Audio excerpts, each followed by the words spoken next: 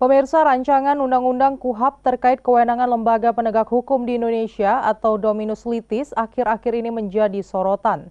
Pasalnya terdapat beberapa pasal dalam rancangan Undang-Undang KUHP yang jika dipaksakan akan menimbulkan polemik dan tumpang tindih. Karena itulah GPPHN menggelar diskusi membahas persoalan ini di salah satu hotel di Medan.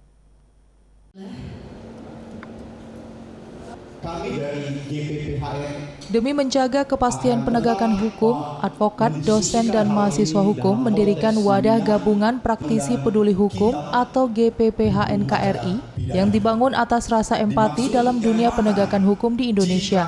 Khususnya terkait kewenangan penegak hukum di Indonesia, GPPHN KRI kali ini menggelar fokus group discussion. Dengan menghadirkan pembicara Profesor Faisal selaku Dekan Fakultas Hukum UMSU, Sekretaris Prodi Magister Ilmu Hukum USU Dr. Mahmud Mulyadi, Dosen Hukum Tata Negara USU Dr. Mirza Nasution, Wakil Dekan Fakultas Hukum UIS, dan Dr. Pasca Sarjana Putra.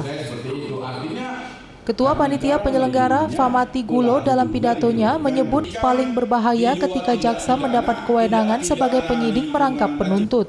Dikhawatirkan terjadinya kewenangan yang berlebih dan meminta rancangan Undang-Undang KUHP dievaluasi. Sementara Profesor Faisal dalam pemaparannya menyebut carut-marutnya penegakan hukum di Indonesia karena tidak adanya peradaban hukum dan tidak punya akhlak dan etika, karena yang membuat peraturan perundang-undangan sesuka hatinya saja. Hal senada juga disampaikan Sekretaris Prodi Magister Ilmu Hukum Dr. Mahmud Mulyadi. Menurutnya, rancangan Undang-Undang KUHP harus mempertegas hukum, pemungsian kembali asas diferensiasi, dan saling menghormati dalam satu tujuan penegakan hukum menurutnya sangat penting.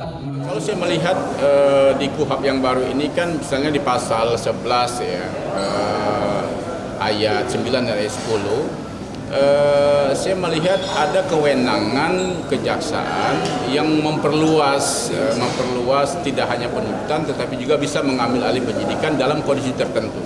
Ini mungkin dilatar belakangi bahwa ada perkembangan di berbagai negara, misalnya di Jepang, di Amerika, dan di Korsel, bahwa jaksa juga bisa melakukan pemeriksaan, tapi dengan syarat tertentu. Nah, syarat tertentu inilah yang harus betul-betul diderivasi sehingga tidak terjadi sentuhan dengan aparat penegak hukum lain di bidang penyidikan, yaitu kepolisian. Saya tidak setuju kalau semua tindak pidana itu jaksa juga selaku penyidiknya.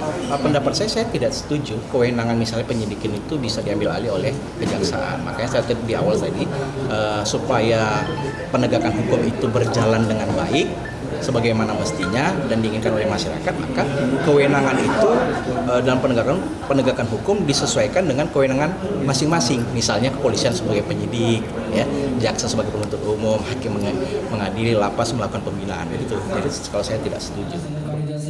Dalam diskusi kali ini, para peserta juga diberi kesempatan tanya jawab seputar dampak positif dan negatif jika jaksa menjadi penyidik pidana umum. Dari Medan, Adi Palapaharahap, iNews melaporkan.